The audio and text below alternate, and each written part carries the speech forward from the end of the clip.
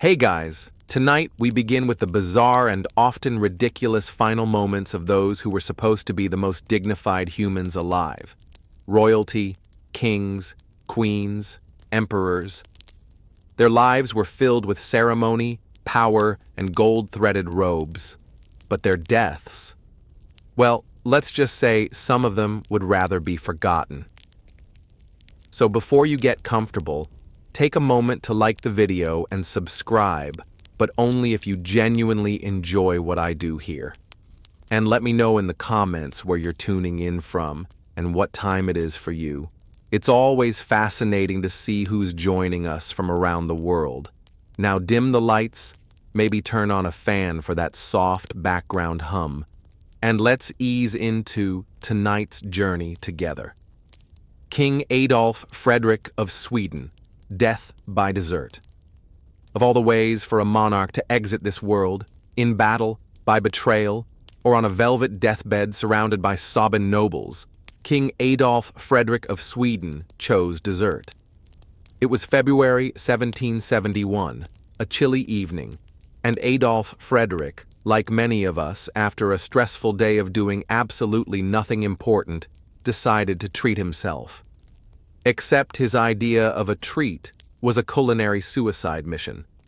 The royal menu that night was ambitious.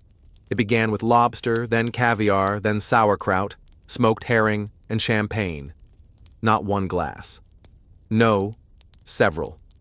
Enough to make even the royal wig feel dizzy. But none of that killed him. What did him in? 14 servings of semla. Now, if you're not Scandinavian, semla is a sweet roll made of wheat, cardamom, and almond paste, topped with whipped cream and floating in warm milk. It's delicious. It's heavy. It's the kind of dessert you eat one of. That's enough. Adolf Frederick had 14. That's not dessert. That's a sugar-based assassination. His servants must have been horrified. Somewhere between roll number 10 and 13, someone surely said, "Your Majesty, perhaps a digestive walk." But the king waved them off, spoon in hand, cream on his lips, determined to go out in style, and he did. Later that evening, he complained of stomach cramps, which progressed to pain, then collapse, and then the official cause of death: digestive problems. That's putting it mildly. The man ate himself into oblivion. His legacy, a relatively peaceful reign, some administrative reforms, and the title of the king who ate himself to death. You've got to hand it to him. There are worse ways to go. He wasn't assassinated. He didn't fall off a horse. He didn't die of plague or a cursed goblet. He was taken out by pastry. And honestly, that's kind of majestic in its own way. So next time you reach for a second slice of cake and hear that little voice in your head say, "Why not?" just remember King Adolf Frederick, and maybe, just maybe, put the spoon down. King George II, Royal Lou exit. Royalty tends to imagine its final moments with a bit of ceremony, a deathbed farewell, a fading breath whispered in Latin, perhaps a full orchestra humming gently in the background. But King George II of Great Britain? He died on the toilet. Yes, you read that correctly. It was the morning of October 25th, 1760. King George II, in his late 70s, woke up feeling a bit off. Still, he followed his usual morning routine. Some light conversation, maybe a touch of royal grumbling, and then, as all men must, a visit to the privy. Except he didn't return. Moments later, servants rushed in and found the monarch slumped over the chamber pot. He had suffered a sudden aortic aneurysm, a rupture of the body's largest artery, and died instantly. So, yes, technically, he died of natural causes, but the location? Unforgiving. Let's take a moment to imagine it. The King of England, Elector of Hanover, defender of the faith, meeting his end not in bed, not on horseback, but half-sitting, mid-business, pants at royal half-mast, hardly the portrait you want framed over the fireplace. To be fair, the chamber pot itself was no peasant's bucket. We're talking porcelain, possibly gold-rimmed, and surely flanked by servants trained in the art of not reacting. But still, it's the kind of death that gets whispered about in footnotes, not sung in ballads. The physicians wrote it up respectfully. The public was told he died of a heart problem, which was technically true. But the full story was preserved thanks to court gossip and a few very honest palace attendants who couldn't let it go. And neither has history. Because for all his accomplishments, his wars, his reforms, his reign over an empire, George II is remembered most clearly for being the only British monarch to die on the toilet. A legacy no one asked for and no one has matched. Ruled an empire and died like a man. Sigur the Mighty, bitten by a dead man. Some royal deaths are tragic, others are absurd. And then there's Sigur the Mighty, who managed to die from something even Shakespeare couldn't have invented, a bite from a man who was already dead. Let's rewind to the 9th century. Sigurd Eystein, better known as Sigurd the Mighty, was the Earl of Orkney, a Viking leader, fierce warrior, and all-around Norse tough guy. He spent most of his life raiding, conquering, and terrorizing the northern British Isles. Then one day, he defeated his Scottish enemy, a rival chieftain named Mael Brigte. In a move that screamed Viking confidence and questionable hygiene, Sigurd tied the man's severed head to his saddle as a trophy of war. Now, this was a common practice in Viking circles. Brutal, yes, but considered a solid day's work. The problem: Mael Brigte's head still had teeth. As Sigurd rode home in triumph, the head bounced around, as severed heads tend to do when tied to saddles. At some point during the bumpy ride, one of the dead man's teeth scraped Sigurd's leg. A minor cut. Nothing to worry about. If you're not living in the 9th century with zero antibiotics and a complete disregard for infection control, the wound became infected fast. And just like that, the victorious Viking, who had slain dozens, conquered territories, and taken down a warlord, died from a scratch. Not just any scratch, a posthumous bite. That's not just ironic. That's cosmic slapstick. Imagine being remembered as the war hero who was taken down not by an ambush or a blade, but by a mouth that wasn't even moving anymore. Historians don't know if Sigurd's men laughed, cried, or just quietly untied the head and walked away. Probably all three. Sigurd's story is now a legend. And honestly, it deserves to be. Not because of the conquests, but because he might be the only Viking in history who lost a duel to dental hygiene. Crown Prince Sado. Death by rice chest.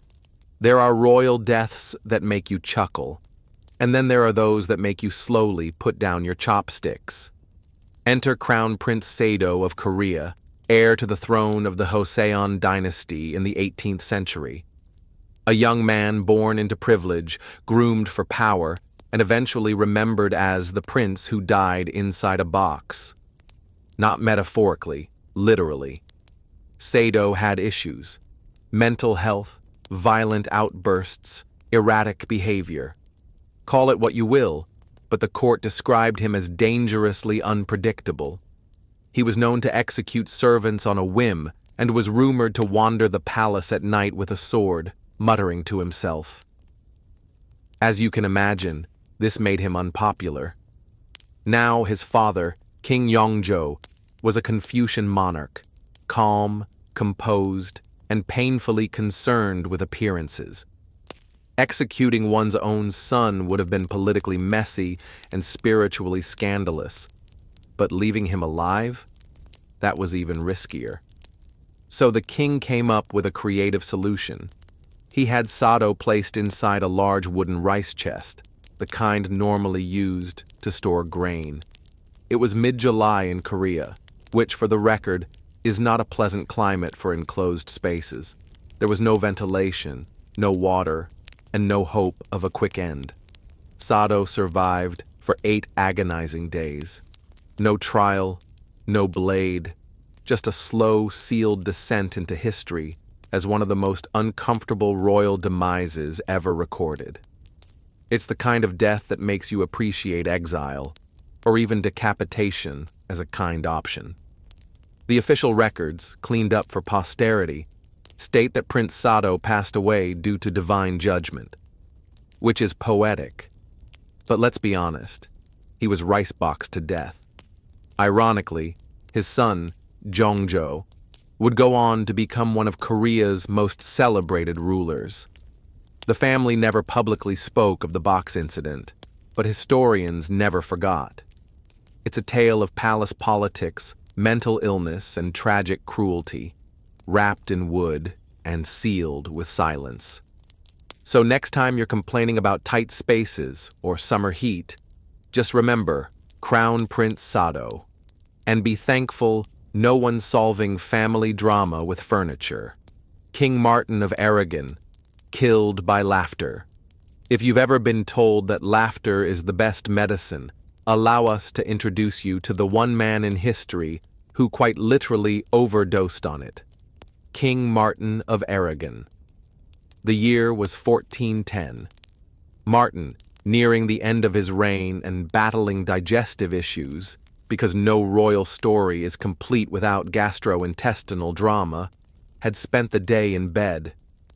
Not from injury, but from chronic flatulence and indigestion, the kind of royal wind that clears out courtiers. That evening, he demanded the presence of his personal jester, his request, a joke, something light, something funny, anything to lift his bloated spirits. The jester delivered.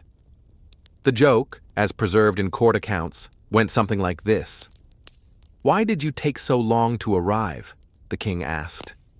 The jester replied, "Because I saw a young deer hanging from a fig tree by its tail, and I had to wonder if it was an act of divine punishment."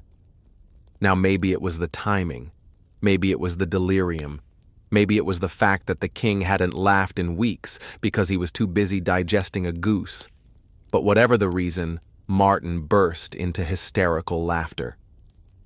And he didn't stop. Within moments, he was gasping, clutching his stomach, and finally collapsing. The official cause of death, indigestion, and uncontrollable laughter. Yes, King Martin of Aragon literally laughed himself to death. There's something both tragic and deeply undignified about it. Monarchs are supposed to die heroically, on the battlefield, in a marble hall, or at least during a dramatic monologue. Martin? He met his end with a joke about a deer and a fig tree ringing in his ears. The succession crisis that followed his death plunged the crown of Aragon into a political mess. But no one could discuss it without stifling a grim chuckle. His advisors must have struggled to write that report with a straight face. Your Majesty has passed while laughing extremely hard. In the end, Martin's death became legend. Proof that yes, humor can kill. So laugh wisely, guys, especially after dinner. Emperor Qin Shi Huang, poisoned by immortality. If ever there was a man determined not to die, it was Emperor Qin Shi Huang, the first emperor of a unified China, and the kind of ruler who didn't just dream of immortality, he demanded it. Ruling in the 3rd century BCE, Qin Shi Huang was a powerhouse. He standardized Chinese currency, measurements, and writing. He built roads, walls, and armies. He even commissioned the legendary Terracotta Army, a life-sized battalion of clay soldiers designed to protect him in the afterlife. Although, as it turns out, he wasn't exactly planning on using them. You see, Qin Shi Huang had no intention of dying. He was obsessed with the idea of living forever, and he tasked his court alchemists and physicians with delivering that dream. Their solution? Mercury pills. Yes, really. Tiny, shimmering, toxic capsules that were marketed as elixir of immortality. The science behind it? Non-existent. But it had a shiny glow, and in ancient China, shininess often implied power. The emperor, convinced he was drinking life itself, began taking these mercury-based treatments daily. Not occasionally, daily. The result? His health began to fail. He became paranoid, erratic, and prone to long absences from the court. On one of these trips, a secretive inspection of Eastern territories where he hoped to find more magical life-extending ingredients, he collapsed and died, poisoned ironically by the very thing he believed would make him eternal. The court panicked. His death was hidden for days to prevent political instability.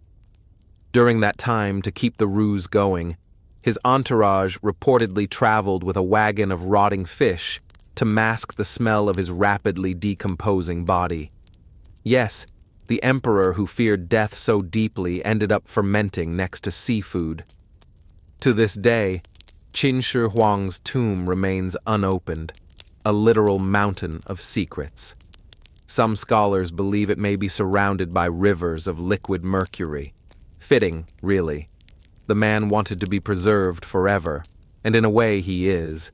Not as an immortal legend, but as a cautionary tale about trusting quack science and glowing pills. Pope John XII, a heavenly scandal. The papacy has seen its fair share of drama, political intrigue, religious reform, crusades, and schisms. But few popes ever reached the level of papal chaos achieved by Pope John XII. Born Octavianus, he became pope in 955 AD at just 18 years old. Now, becoming the spiritual leader of millions before you're old enough to rent a chariot? Not ideal. And the result? Even less ideal. John XII quickly became known less for sermons and more for scandal. His papal palace reportedly resembled less a seat of Christendom and more a Roman frat house. He gambled. He drank. He allegedly ordained a 10-year-old as bishop. He blessed a man's mistress. He even raised toasts to the devil during Mass. It's no surprise, then, that his death was equally unorthodox. According to multiple chroniclers, Pope John XII died of a stroke, but not during prayer, not at the altar. He reportedly suffered that stroke while in bed with a married woman. Let that sink in. The Pope died mid-affair with someone else's wife. That's not just scandalous. That's a moral black hole. Now, to be fair, the Vatican never released an official statement confirming this account, possibly because back then official statements were written by monks who preferred not to die of embarrassment. But the rumor took on a life of its own. Even centuries later, historians couldn't quite agree whether it was truth or a very juicy smear campaign. But let's say for a moment it was true. Imagine being the priest assigned to write the eulogy. Here lies Pope John XII, shepherd of the faithful, vicar of Christ, and frequent visitor of marital bedrooms. His death marked the end of one of the most infamously unpapal papacies in history. He reigned for just under a decade, and in that short time, he managed to blur nearly every line between sacred and profane. And so Pope John XII joins our list, not just for how he died, but for how spectacularly he ignored the job description. He came, he sinned, he stroked out, and history never forgot. King Alexander of Greece. Monkey business. Royal duties can be dangerous. War, assassination plots, the occasional poisoned goblet. But King Alexander of Greece, he was killed by a monkey. Yes, a monkey. It was 1920. Greece was balancing. King Alexander of Greece. Monkey business. Royal duties can be dangerous. war, assassination plots, the occasional poisoned goblet. But King Alexander of Greece? He was killed by a monkey. Yes, a monkey. It was 1920. Greece was balancing on the edge of political turmoil, and Alexander, a young and relatively inexperienced king, had been placed on the throne while his father was exiled. He wasn't exactly in charge, more like a placeholder in a crown. So imagine the surprise when the news broke. The king had been attacked in the royal gardens by monkeys. Here's how it happened. One afternoon, Alexander was walking through the royal estate with his beloved dog. Suddenly, a Barbary macaque, a type of monkey known for being both clever and incredibly short-tempered, appeared. It belonged to a palace worker who apparently didn't see the problem in letting monkeys roam free near royalty. Naturally, the dog and monkey started fighting. And like any loyal pet owner, Alexander tried to break it up. That's when a second monkey appeared. The two monkeys, not thrilled about royal interference, turned on Alexander and bit him repeatedly on the leg. The wounds didn't seem serious at first. He was patched up, no big deal. But days later, infection set in, then gangrene, then sepsis. Within 3 weeks, the king of Greece was dead from a monkey bite. The fallout was immense. His death triggered a constitutional crisis, a return of his father to the throne, and helped push Greece into further instability. So yes, a monkey attack led to geopolitical chaos. The press at the time didn't know what to do with it. Bitten by a monkey didn't quite fit the traditional royal obituary format, so it was softened. Vague phrases like an unfortunate injury or sudden illness were used instead. But the truth, it couldn't be covered up. Alexander's reign had been short and largely uneventful, but his death? Unforgettable. He may have worn a crown, but he was ultimately taken down by 2 small primates who never even got names in the history books. And that's how you become the answer to the strangest trivia question in royal history. Which king was killed by a monkey fight? King Charles II of Navarre. Death by candle. When you think of royal death, you might imagine swords, poison, or at the very least, a dramatic fainting spell after a scandalous banquet. But King Charles II of Navarre? He went out in a way that was both absurd and slightly flammable. Let's set the stage.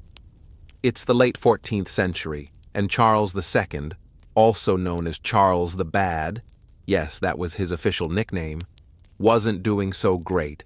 He was sick, very sick, possibly suffering from some degenerative illness brought on by a lifetime of political scheming, betrayal, and general unpleasantness. His doctors, equipped with the finest medieval understanding of medicine, which is to say none, came up with a cutting-edge treatment. Wrap the king from head to toe in linen soaked in brandy.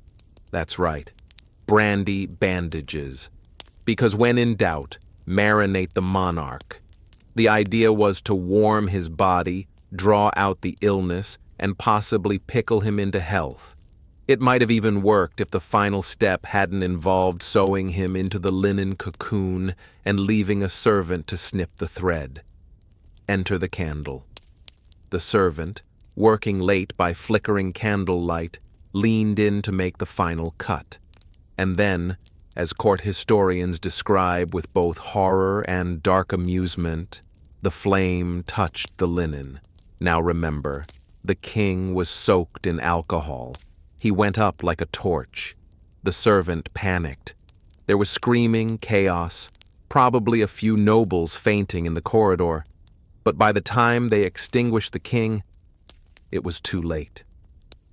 Charles II died in one of the most undignified ways possible, accidentally barbecued by his own nurse. The irony was thick. A man who spent his entire life plotting others' downfalls poisoning rivals, switching alliances, betraying kings, was ultimately undone by his own drip-dry bandage and one inattentive assistant.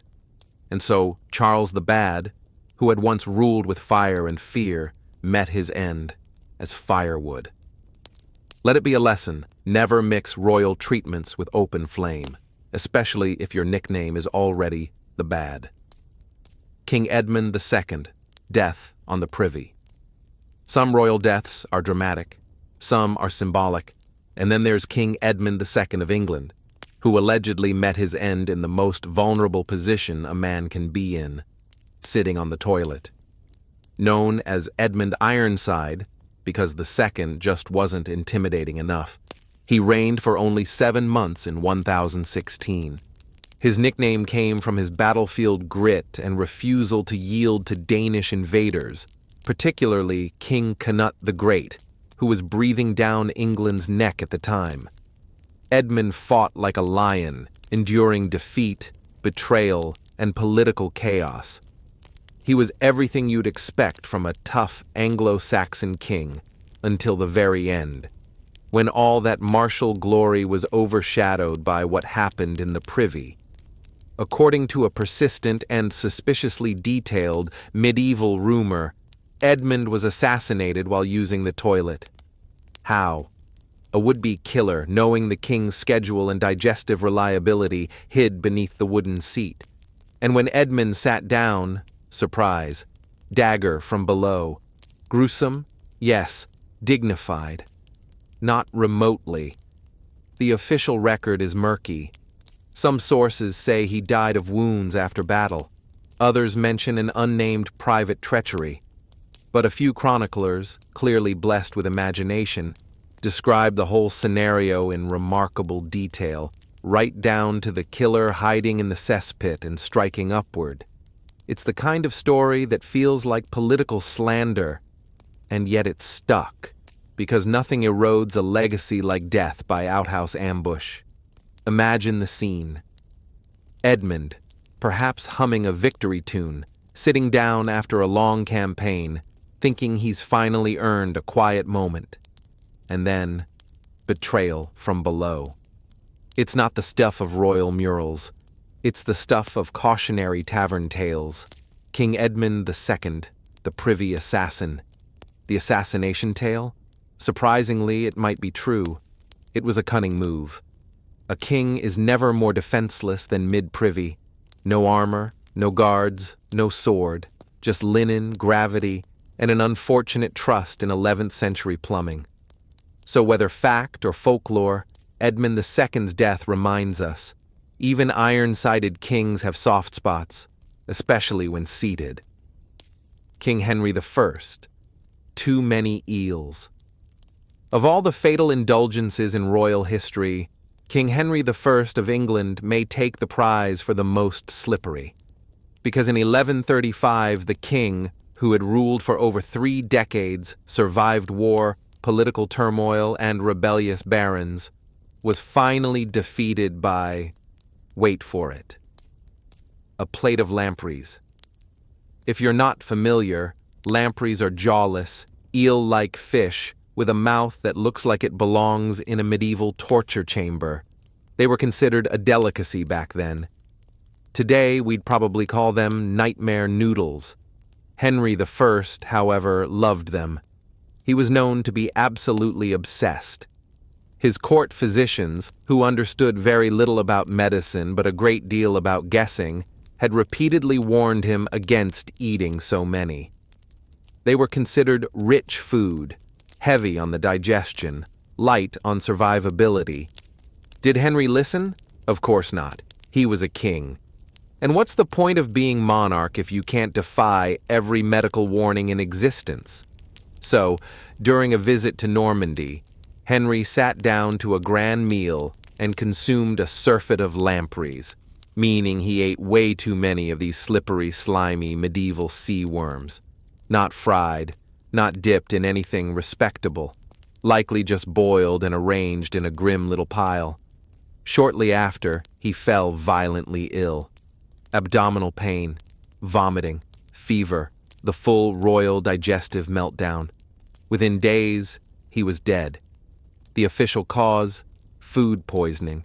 His body was embalmed and sent back to England in the winter cold. And there are horrifying details about that journey that we won't get into here. Let's just say preservation was not a strong suit in 12th century Europe. Historians agree he was a capable and often ruthless ruler. But none of that mattered when his love for a grotesque fish dinner landed him 6 feet under. It said his doctors had begged him to avoid the dish. His response: "I'd rather die than give up lampreys." Well, mission accomplished. King James II of Scotland, blown up by cannon kings, have died in battle. Kings have died of illness. But King James II of Scotland? He died by standing too close to his own cannon. It was 1460. James was 29 years old, ambitious, energetic, and known for 2 things: a famously short temper and a deep love of artillery. This was the golden age of cannon warfare. And by golden, we mean wildly unpredictable and prone to spontaneous combustion. At the time, James was laying siege to Roxburgh Castle, a stronghold still occupied by the English. Determined to show off his shiny new cannons, James ordered a demonstration, and naturally, he wanted a front-row seat. Because what could possibly go wrong when standing a few feet from a 15th century cast-iron powder tube packed with explosives? Plenty. As the cannon was being fired, it exploded. Instantly, violently, spectacularly. A piece of the barrel tore through James's thigh, severing his leg, and according to some reports, part of his torso. The blast was so intense it killed him almost instantly. His attendants, probably still trying to process the phrase, "Your Majesty just detonated," fled in shock. The king's death threw the Scottish army into temporary chaos. But to their credit, they regrouped and eventually captured the castle. In fact, they later renamed it James's Castle, perhaps as an ironic tribute to the king who donated his limbs to the cause. It was a deeply Scottish end, dramatic, loud, and involving at least one piece of medieval technology failing in the most catastrophic way possible. The ironic twist? James had been a huge advocate for modernizing Scotland's artillery. He loved cannons, loved the sound, the smoke, the firepower. He just didn't love basic safety distance. Today, James II is remembered less for his politics and more for being one of the few monarchs in history blown up by his own enthusiasm. Emperor Elagabalus, too weird to live. If the Roman Empire ever needed a poster child for, maybe let's tone it down, it would be Emperor Elagabalus, born Varius Avitus. Bassianus, which already sounds like a spell, he became emperor in 218 AD at just 14 years old. That's right, a teenage emperor. Combine that with near unlimited power, vast wealth, and a complete disregard for anything resembling restraint, and you get one of the most bizarre reigns in Roman history. Elagabalus didn't just bend rules, he melted them down and made jewelry out of them. He appointed a horse as a government official, a trend among Roman eccentrics, insisted on being called empress instead of emperor, and once invited guests to a feast, then dropped so many rose petals on them that some suffocated. His personal life was just as chaotic. He reportedly married 5 times, including once to a Vestal virgin, which was both illegal and deeply scandalous. He was famous for wearing women's clothing, makeup, and offering vast sums of money to any physician who could surgically convert him into a woman. In modern terms, we might call him gender nonconforming or fluid, but in ancient Rome, this made him a scandal wrapped in a toga. What truly got him in trouble, though, wasn't his identity. It was his disrespect for Roman religion. He tried to replace Jupiter, king of the gods, with Elagabal, a sun deity from Syria, He even built a massive temple and made senators watch as he danced around a sacred black stone. Eventually, the Praetorian Guard, Rome's version of the Secret Service but with more daggers, had enough. In 222 AD, they assassinated Elagabalus and his mother.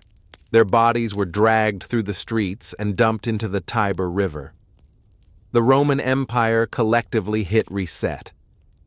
Elagabalus was just 18 years old when he died, a teenager with too much power, too many parties, and far too little impulse control.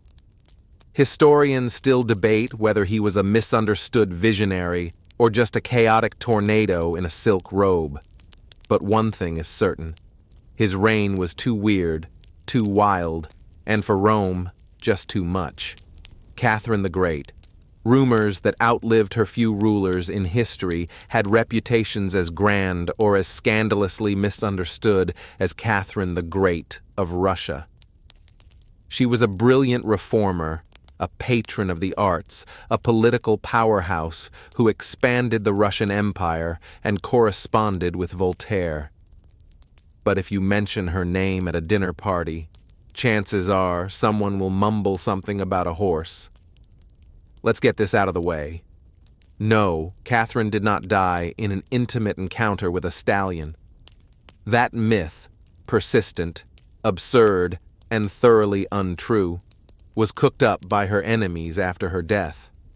It has no historical basis and says more about 18th century gossip than it does about Catherine herself. The real story?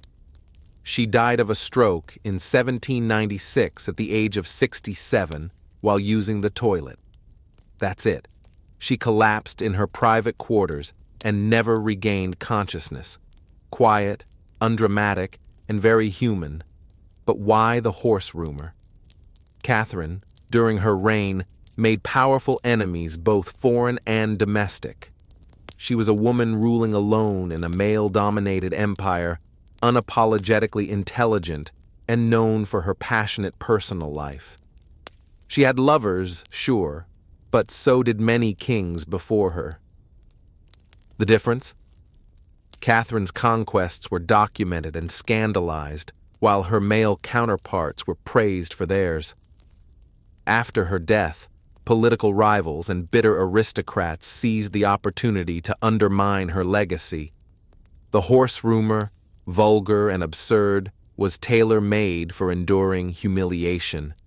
It stuck not because it was believable, but because it was too shocking to forget. It's the royal version of a bad tabloid headline that just won't go away. So while Catherine expanded Russia's borders, modernized its administration, and helped drag the empire into the Enlightenment, she's still haunted by one fake equestrian footnote. In the end, she didn't die with drama. She didn't die in battle. She died like many before her, quietly, privately, and with history refusing to let her go with dignity. If there's a lesson here, it's this. Power is fleeting, but rumors have long legs, especially when they involve horses. Emperor Valentinian II, the bathtub death. No one can explain. Most royal deaths have an explanation: a battle, an illness, a misjudged eel. But Emperor Valentinian II of Rome? His death remains a mystery that's been floating, quite literally, for over 1,600 years. Let's rewind to the year 392 AD. Valentinian II was only 21 years old. He had technically been emperor since the tender age of 4, because nothing screams qualified to rule the Roman Empire like still being in diapers.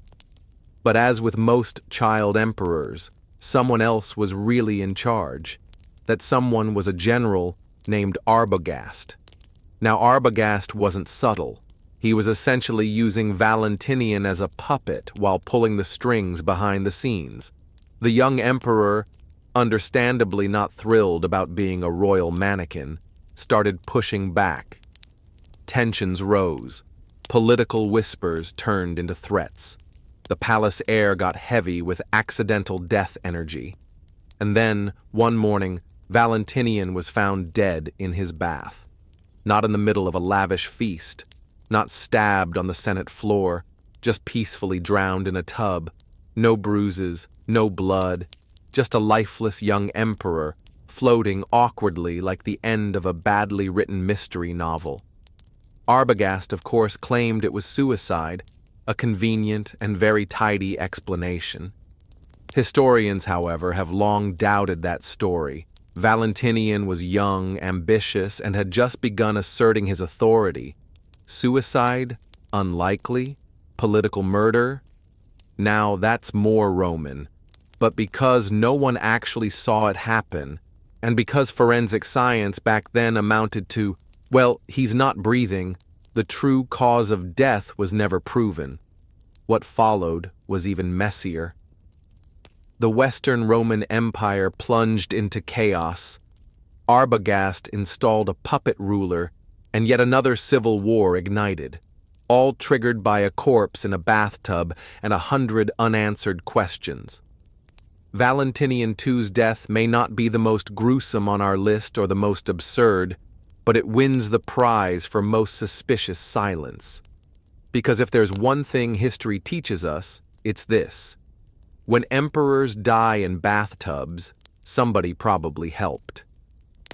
In the sun-drenched city of Argos, where marble temples gleamed and the sea breeze tangled with the scent of olive trees, a frail girl named Telesilla was born into a life of quiet expectation. Her family was aristocratic, wealthy enough to afford luxury, educated enough to afford poetry. But their daughter was seen as delicate, sickly, and unlikely to leave much mark on the world beyond the home's shaded courtyards. From a young age, Telesilla suffered from chronic illness. We don't know exactly what plagued her. Ancient records rarely give us such mercy. But she was often bedridden, a passive observer of life's energy from behind. Linen curtains. In a society that prized athleticism and public presence, especially among men, Tella's physical weakness could have been a sentence to obscurity. But here's where fate, or perhaps the muses, intervened. Unable to join the bustling life of the agora or the festivals of Ha, Tella turned inward, and inward she found poetry. Lines and rhythm became her companions. Words were her resistance. Instead of falling into despair, she began composing verses, some say with the same fluency others used to breathe. Her poems honored Apollo, Artemis, Athena, divine beings of strategy, healing, and war. It's almost ironic, considering what would come later. And as her poetry deepened, something else changed. Pausanias, the ancient travel writer, claimed that through her dedication to the muses and the act of writing itself, Telesilla's body began to heal. Slowly, steadily, she grew stronger. It's possible that she took part in ritual purification or simply found purpose that revitalized her. Whatever the reason, she emerged not just as a poet, but as a woman reborn, with voice, strength, and startling clarity. In time, her works became widely admired. Her name passed from symposium to symposium, and her lyrics stirred something deep in the hearts of Argive women. She wasn't just crafting verse, she was crafting identity. She gave her city its voice. And though no one could know it yet, that voice would soon echo not in the theater, but on the battlefield. Because this poetess wasn't done surprising the world, not by a long shot. As Telesilla's name grew within Argos, her home became a place of quiet reverence, not for wealth or beauty, but for her words. She wrote with a particular focus on the gods, especially Apollo and Artemis, the divine siblings of healing, precision, and purity. Her hymns didn't merely praise. They invoked presence. These were not empty rituals. These were spiritual calls to arms of the soul. Her verses were likely recited at temples and sacred festivals, sung by choruses of young women dressed in white, their voices rising beneath sun-scorched columns. Through her poetry, Tella provided not only spiritual expression, but also emotional education. She reminded the people of Argos, especially its women, that they too were part of the divine tapestry. They weren't merely spectators in a male-dominated mythos. They were woven into the narrative. And while men debated politics in the agora, it was Tella's verses that seeped into the minds of Argive daughters. In a world where education for women was rare, poetry was their inheritance. Her hymns taught them reverence, strength, even defiance, wrapped delicately in metaphor and rhythm. But it was more than just literature. For Telesilla, these hymns were medicine. Ancient accounts suggest that her devotion to poetic discipline helped cure her lifelong illness. Though we might roll our eyes at the idea of writing your way to health, there's something timeless in this concept. She found purpose, and perhaps in doing so, she found resilience. The more she wrote, the more she stood. The more she stood, the more people listened. And Argos needed her voice, because war was coming. The city had been growing complacent, leaning too heavily on its past glories and underestimating the tensions rising around it. Sparta, that eternal neighbor to the south, had already shown its teeth more than once. And while the men of Argos continued their debates, no one suspected that a poet, the once sickly girl who healed herself with verse, would soon become their rallying cry. In many ways, Telesilla was already preparing her city. Her hymns didn't just soothe, they steeled. They became quiet rehearsals for something louder, bloodier, and more urgent. When the time came, the women of Argos would already know the rhythm of defiance, because she had already taught them how to sing it. The year was around 494 BCE, and Argos stood on the edge of disaster. Tensions with Sparta had finally snapped. The Battle of Sapea erupted, an ambush staged with Spartan precision and Argive miscalculation. The Argive men, confident in their numbers and tradition, fell into a trap laid by King Cleomenes of Sparta. It was brutal, systematic, a massacre dressed in strategy. Hundreds of Argive soldiers were slaughtered. Some say nearly the entire male fighting force of the city was wiped out. What remained was a shell of a city, its gates open, its warriors dead, its fate seemingly sealed. Argos lay defenseless, and Sparta knew it. What Cleomenes didn't know, what perhaps no one could have predicted, was that behind those bloodied city walls was not just grief and ruin. There was Telesilla.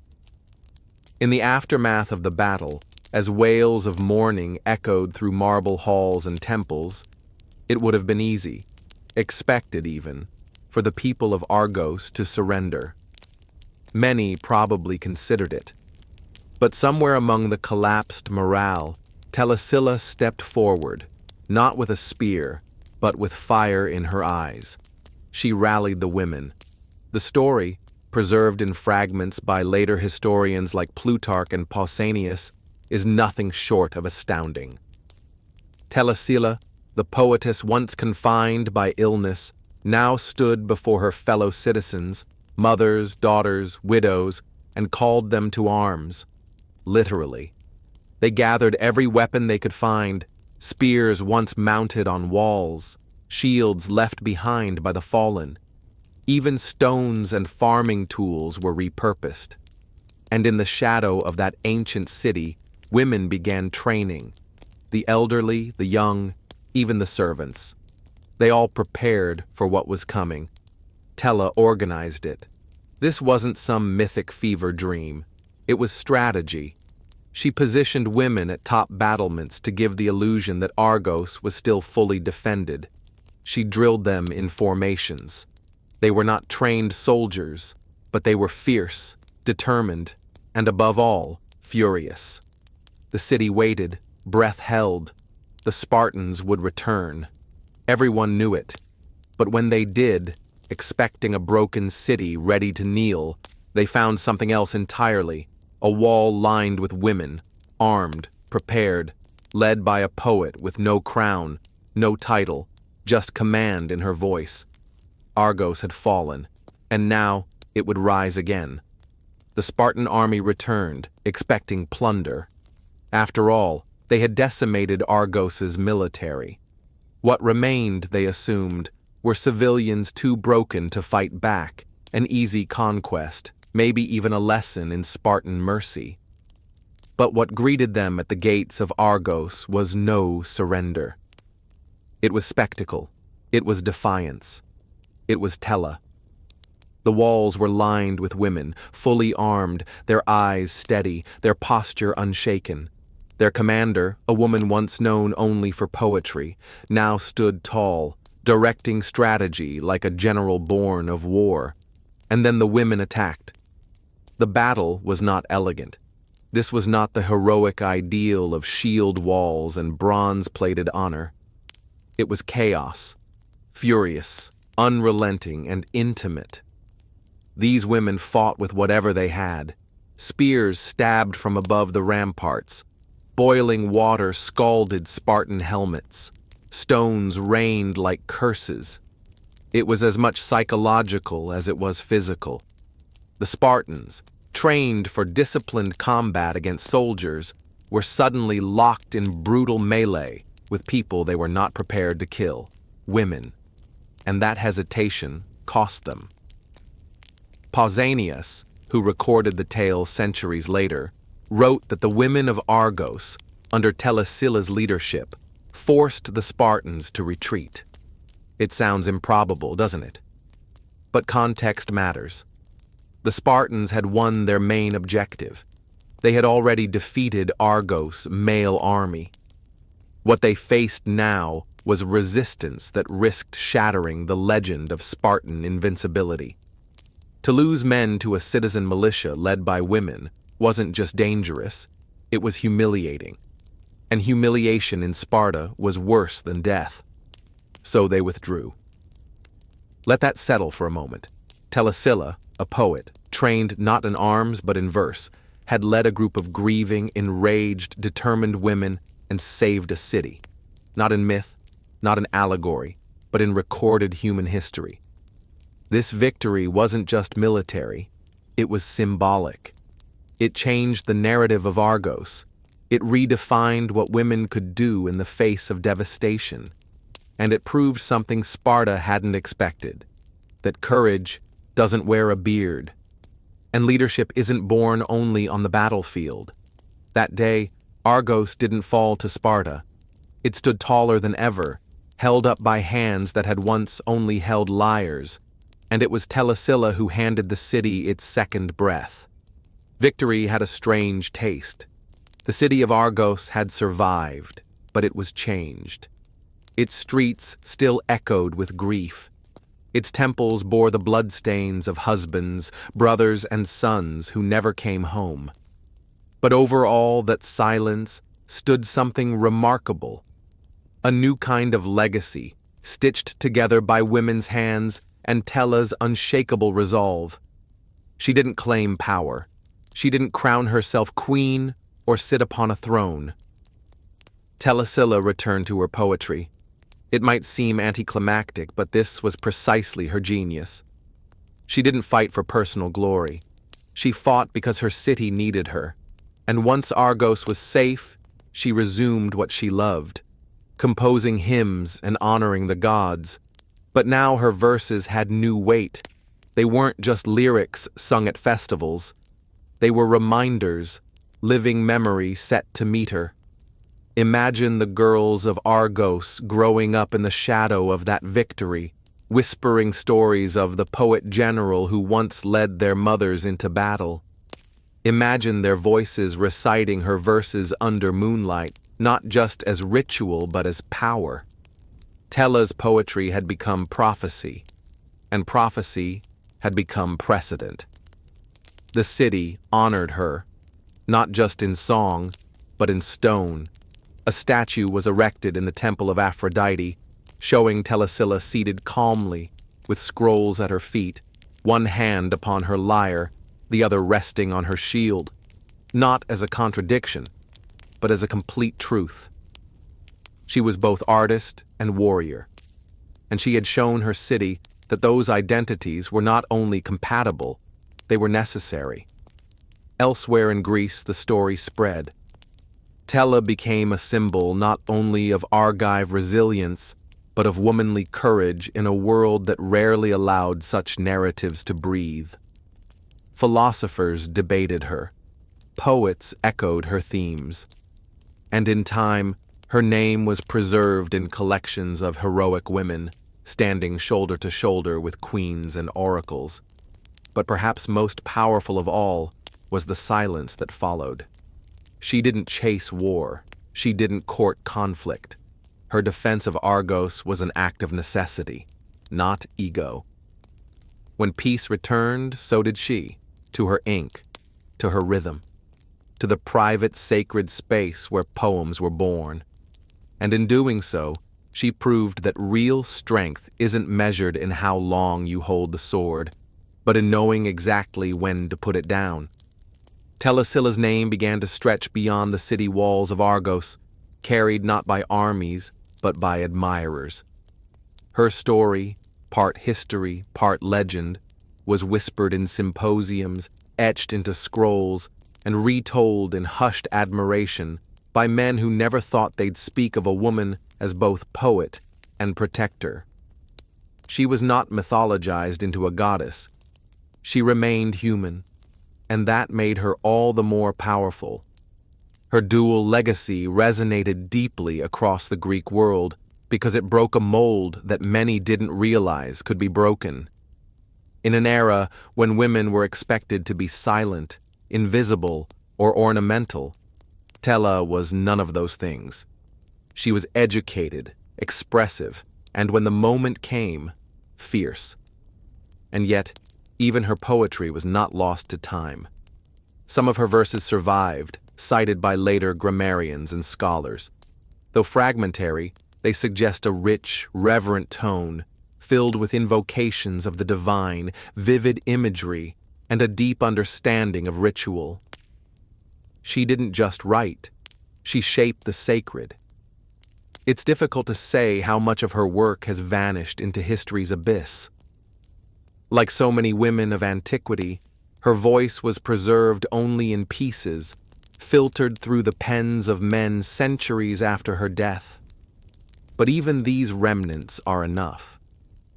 They speak of a woman who believed in beauty, in community, in purpose, and in the capacity of language to build more than verse, to build courage, memory, resistance. Artists later depicted her surrounded by scrolls and shields, sometimes crowned with laurel, sometimes simply sitting alone in contemplation, always poised between song and silence, art and action. She inspired later generations of women, though subtly, like a steady flame that never quite goes out.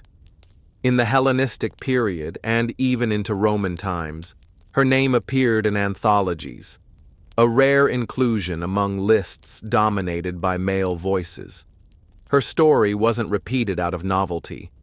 It was repeated because it mattered. Tellus of Argos wasn't the loudest warrior, nor the most prolific poet, but she was something rarer, a woman who moved between two worlds with grace, fire, and intent. And in doing so, she forced the world to take notice, not with conquest, but with clarity. As centuries passed, the name Tellus began to fade, not from legend, but from mainstream history. Like so many women of the ancient world, her memory was tucked into footnotes, her achievements mentioned only in fragments, and often with a tone of polite surprise, as though it was somehow an accident that a woman had done something remarkable.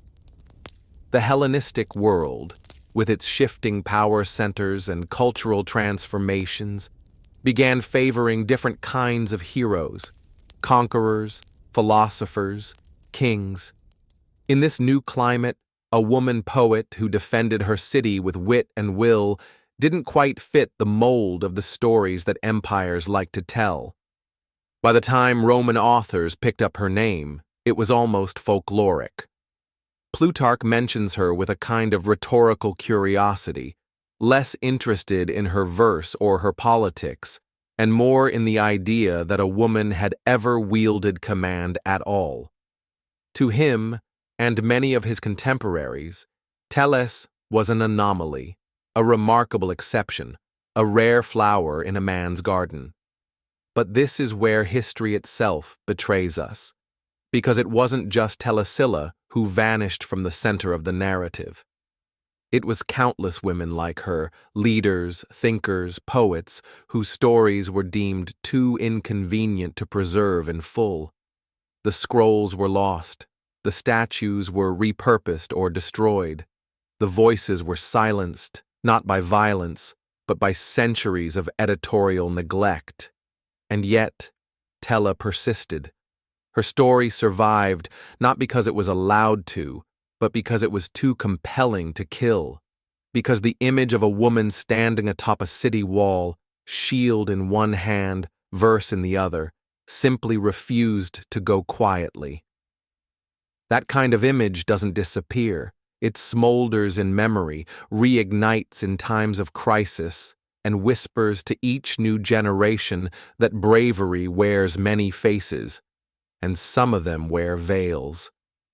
In modern times, historians and feminists alike have begun to revisit her legacy, not to exaggerate it, but to reclaim it, to dust off the silence and examine what happens when we let the full weight of a woman's story stand beside her male counterparts.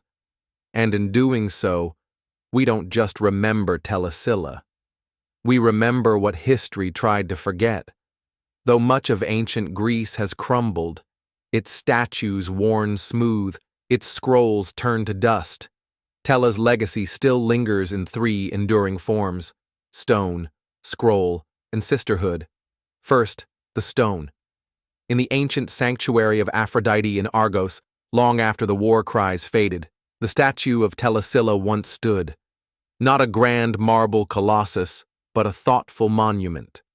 She was depicted seated calmly, her scrolls scattered at her feet, her hand resting on a helmet. No raised sword, no dramatic stance. Just a moment of stillness, an image of a woman who had mastered both art and action. Even the placement in Aphrodite's temple was deliberate. Not Athena, the goddess of war and wisdom, Aphrodite, goddess of love, beauty, and perhaps here, resilience. It was a quiet revolution, carved in stone. Then came the scrolls. Though most of Tellus's poetry is lost, what little remains reveals a voice rich with reverence and clarity. Scholars across centuries have tried to piece together her verses, finding in them not only artistic merit, but emotional insight. Her style belonged to the lyric tradition, intimate, melodic, charged with spiritual devotion. She was not writing for spectacle. She was writing for the soul. And perhaps that's why her words survived longer than her battles. And finally, the sisterhood. Tellus's story became a kind of coded anthem for women through the ages, especially for those denied swords, votes, or recognition. She offered something more enduring than strategy: permission. Permission to act, to speak, to lead, to protect. She wasn't just a historical figure, she was a mirror, one in which generations of women could see their own potential reflected, no matter how obscured by time. Her tale has inspired plays, poems, even academic treatises. In feminist readings of ancient history, she is no longer a footnote. She is a cornerstone, a reminder that when institutions fall silent, individuals can still shout. that when history closes a door, memory opens a window. In classrooms, in books, in whispered conversations among those hungry for forgotten heroines, Tellez lives on. She is the patron saint of the underestimated, the poet who chose not only to sing of heroes, but to become one. Tella never asked to be remembered. She didn't command monuments or beg for her name to be etched in history. And yet here we are, over 2,000 years later, still speaking her name, still telling her story, still awed by what she did in a world that tried to forget her kind. What makes her legacy so compelling is not just that she fought or that she wrote, but that she did both, when neither was expected nor allowed of someone like her. A sickly girl with a lyre was never supposed to lead a militia. A woman who composed hymns wasn't meant to rewrite the fate of a city. But she did, and not through divine intervention or noble birth, but through clarity, purpose, and grit. In the grand tapestry of Greek history, full of heroes with bronze muscles and flowing capes, Tellez stands apart. She doesn't roar like Achilles or scheme like Odysseus. She does something far harder. She holds the line. She looks into the face of collapse, and she does not flinch. Not because she was fearless, but because someone had to act and no one else did. And that's what makes her echo last. She reminds us that heroism doesn't always come with a trumpet blast or a poet's blessing. Sometimes, it comes in the form of a woman who picks up a sword with shaking hands, steadies herself, and says, "Not today." Today, scholars and creatives alike continue to draw inspiration from her. Her story is taught in feminist studies, referenced in discussions about women in warfare, and even invoked in debates about the fluidity of roles across gender and class. She has become not just a symbol of Argos, but of resistance itself, and if you listen carefully, her voice still hums beneath the surface of modern tales. In every woman who steps up when others step back, in every artist who refuses to stay in their lane, in every act of courage that begins with a whisper and ends in thunder. Tella's legacy is not locked in the past. It is alive, breathing, moving quietly through the world. Because the truth is, the lyre was never put down. It was simply transformed into something sharper. Before arches, before blueprints, before even the idea of architecture, there was a simple human need to get from one side to the other. Across rushing rivers, deep ravines, and perilous chasms, the early ancestors of humanity faced a question as old as travel itself. How do you cross when the land disappears? The very first bridges were not built by engineers. They were stumbled upon by wanderers and hunters who noticed a fallen tree spanning a stream or watched vines drape across a gorge. These early crossings weren't planned. They were found. Nature gave the hint, and humans took the cue. A fallen log, a line of stones placed just right. This was where bridges were born, out of curiosity, out of fear, out of hunger. Over time, those accidental crossings became intentional. In rainforests, people began binding together vines and reeds to form hanging footpaths. These weren't exactly stable. You wouldn't want to cross one in the dark, but they were a beginning, a literal lifeline between food and famine, isolation and community. In parts of what is now South America, early civilizations began using twisted plant fibers to create longer suspended crossings. These weren't just primitive ropes. They were woven, reinforced, and tested with centuries of refinement. The Inca, long before the Spanish conquest, perfected the art of the rope bridge. But even before the Inca Empire, the peoples of the Andes were mastering. techniques that required deep understanding of tension, weight distribution, and natural materials. What makes these early bridges remarkable is not their size, but their boldness. Imagine looking at a river gorge hundreds of feet deep, and instead of walking away, you begin tying grass together. That's not just ingenuity, it's a kind of bravery wrapped in necessity. These first crossings changed more than routes, they changed relationships. Once two valleys were linked, ideas flowed as easily as people. Trade routes emerged, languages mingled, cultural exchange was born on shaky ropes and damp planks. A bridge, even the humblest one, is always more than wood and fiber. It's an invitation, a statement, a quiet refusal to let nature have the final say. In those earliest spans, civilizations took their first steps toward connection and never looked back. High in the Andes Mountains, where cliffs dropped like knives and rivers roar with glacial melt, the Inca Empire wove its own answer to nature's brutal geography. The Incas didn't just build bridges, they tied the sky together. Their roads ran for thousands of miles across mountains and valleys.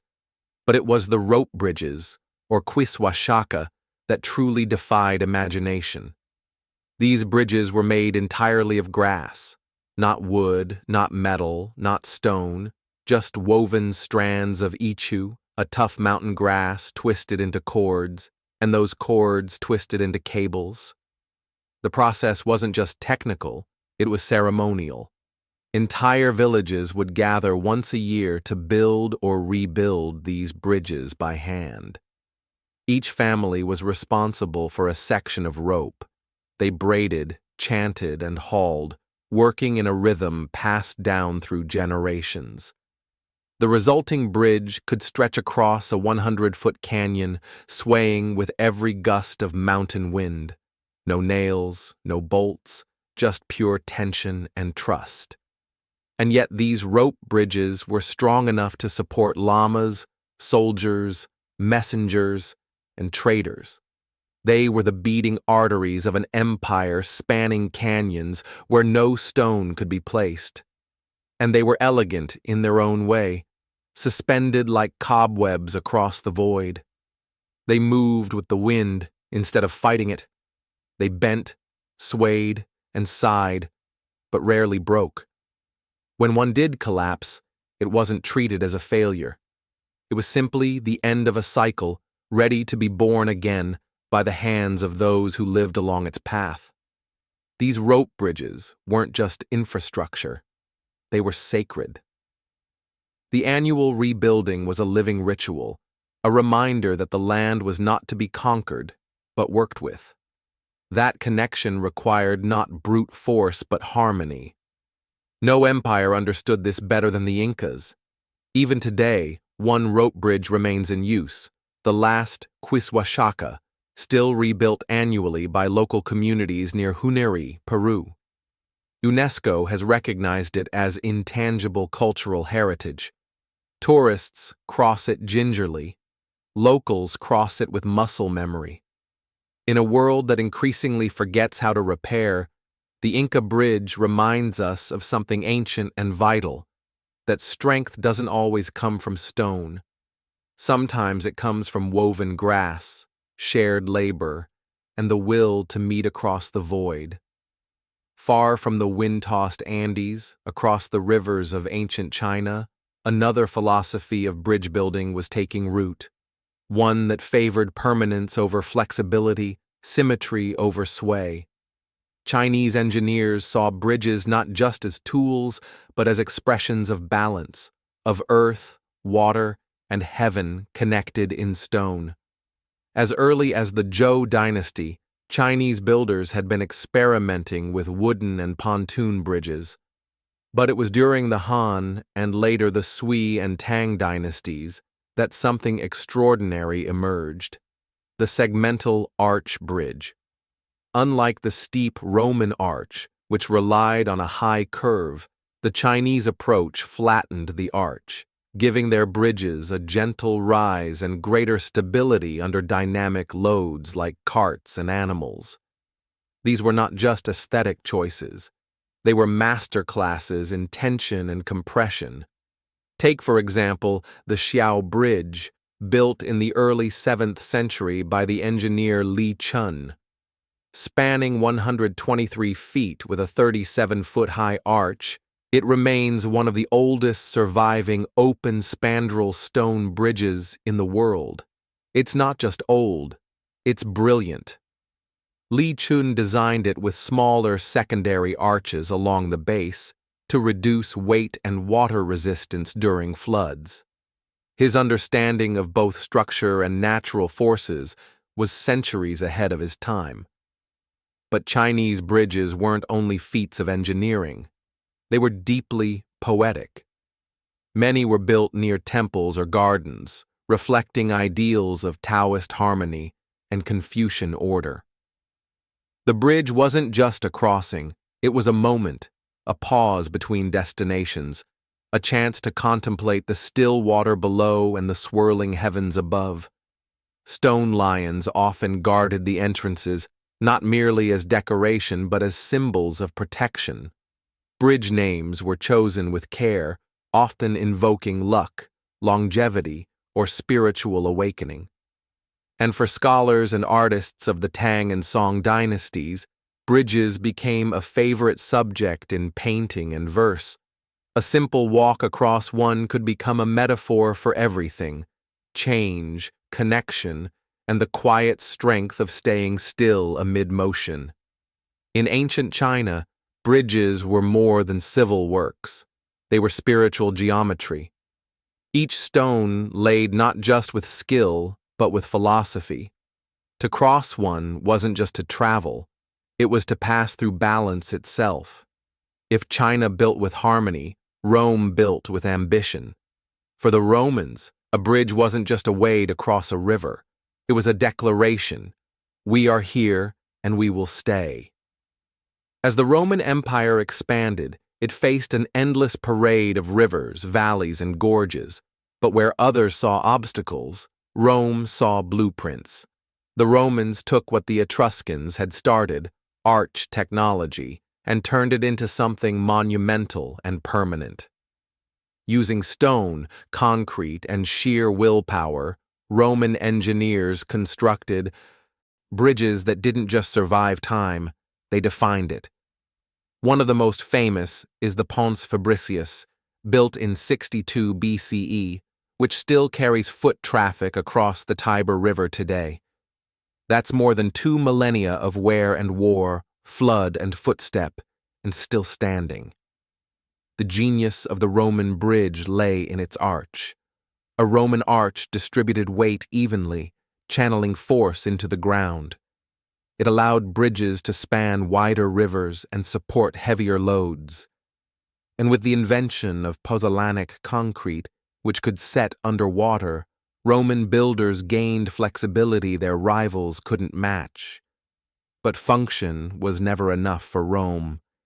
These bridges were built with grandeur.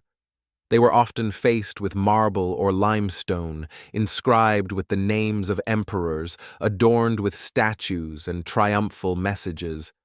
Some were even designed as part of aqueducts, like the breathtaking Pont de Gare in modern-day France, which served as both a water channel and a towering architectural statement. For Roman legions, bridges meant speed. For Roman merchants, they meant prosperity. And for the empire itself, they meant permanence. The roads of Rome were famously straight and unyielding, but it was the bridges that made those roads matter.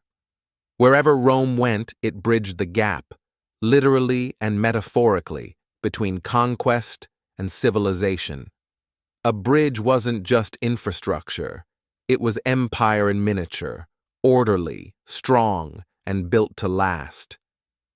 Even after the empire fell, many Roman bridges remained, used, rebuilt, reimagined. The stones whispered of a time when engineers walked hand in hand with emperors, and when rivers, no matter how wide or wild, bowed to the Roman will.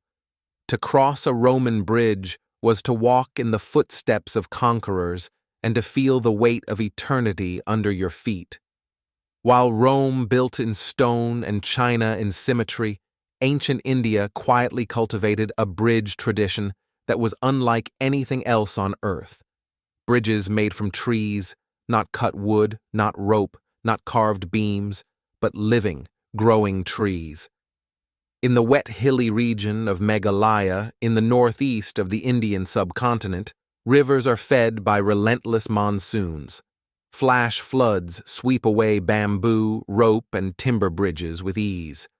But centuries ago, the Khasi and Jaintia peoples found a way to use nature not as an obstacle, but as a partner. They began guiding the roots of the Ficus elastica tree, a type of rubber fig, across streams and rivers slowly, patiently. Over years, then decades, the roots were trained using hollowed-out tree trunks, scaffolding, and bamboo frames to grow toward the opposite bank. When the roots met, they were woven and anchored into the soil, creating a bridge that was quite literally alive. These living root bridges didn't rot. They didn't splinter. In fact, they grew stronger with age. A young bridge might take 15 years to become usable, but once mature, it could last hundreds of years, sustained by the very land it stood on. This was not fast architecture. It was generational. A grandfather would begin weaving a bridge that his grandchildren might one day walk across. There was no blueprint, only tradition, no calculation, only intuition passed down through watching, doing, and remembering. And these bridges weren't just functional. They were breathtaking, suspended among waterfalls and emerald valleys. The root bridges curved and twisted like something from a fairy tale, organic and surreal, blending into the jungle as if grown by myth. In a world that often values speed, India's living bridges are a defiant slow song. They show that time, care, and cooperation with nature can produce wonders just as lasting as stone. They are community projects, sacred paths, a reminder that not all strength is rigid. Some of it is woven, flexible, and alive. To cross a root bridge is to cross into a different rhythm of civilization, one that listens to the earth rather than reshaping it. And in that quiet balance, India bridged more than rivers. It bridged the wild itself. In the cradle of civilization, where the Tigris and Euphrates carved ribbons through desert and city, early Mesopotamians faced a familiar problem: rivers that both nourished and separated. These waterways brought trade, irrigation, and life. But they also created boundaries. And where boundaries exist, someone eventually builds a bridge. Unlike the later empires of stone and steel, ancient Mesopotamians worked with what they had: mud brick, timber, and ingenuity. Their rivers were broad but not bottomless. Their materials were fragile, but their minds were not. The city of Babylon, one of the jewels of ancient Mesopotamia, was famously divided by the Euphrates River, but it was also famously connected. The Greek historian Herodotus claimed that Babylon had an early movable bridge constructed of wooden planks, laid across boats and tied together with papyrus ropes. By day, it ferried people and carts. By night, it was dismantled to prevent enemy access. Whether this account is precise or poetic, it reflects a truth. Mesopotamian cities were not isolated settlements. They were logistical masterpieces. Bridges here were not just structures, they were strategies. Some were built low and temporary, designed to be rebuilt after floods. Others were made with baked bricks and asphalt mortar, resting on foundations driven deep into silt and clay. Mesopotamians understood the river's moods. They didn't try to conquer water with brute force. They tried to work around it, above it, and sometimes even under it. Trade caravans carrying grain, textiles, and lapis lazuli needed bridges. Temples and ziggurats drew pilgrims from opposite shores, and kings, forever in need of control, understood that whoever held the bridge controlled the city. Over time, as empires like the Assyrians and Persians rose, their bridges grew in complexity. Engineers began incorporating stone piers and more permanent wooden spans. But the roots of that engineering went back to the simplest acts: bundling reeds, piling clay, stretching logs. The logic of bridging, the why, came long before the how. Mesopotamian bridges may not have survived the centuries like Rome's or inspired poetry like China's, but they formed a vital foundation. They were among the first expressions of infrastructure, the bones of organized society. They taught us that where there is commerce, there must be connection, and where there is water, someone will always try to walk across it. To the ancient Greeks, the world was not just a place to live, it was a canvas to be shaped, measured, and perfected. And when it came to bridges, they brought the same thoughtful attention to proportion, harmony, and engineering that they poured into their temples and sculptures. Unlike the Romans, the Greeks weren't obsessed with spanning vast distances or showcasing imperial power. Their bridges were often more modest, but no less intelligent. Built across small rivers, marshes, or rocky gaps, these structures were crafted with an elegant balance of form and function. Take the Archidiko Bridge, located in the Peloponnese, dating back to the Bronze Age, around 1300 BCE. It's one of the oldest surviving arch bridges in the world. Built of large unmortared limestone boulders, the bridge still stands today, quietly carrying foot traffic as it did millennia ago. There are no inscriptions, no imperial eagles, no towering arches, just a single subtle span built with precision and enduring grace. The Greeks understood stone, they understood load-bearing, and perhaps most importantly, they understood the importance of community connectivity. Many of their early roads and bridges were part of sacred routes used during religious festivals and processions to temples, such as the long journey to Delphi or Olympus.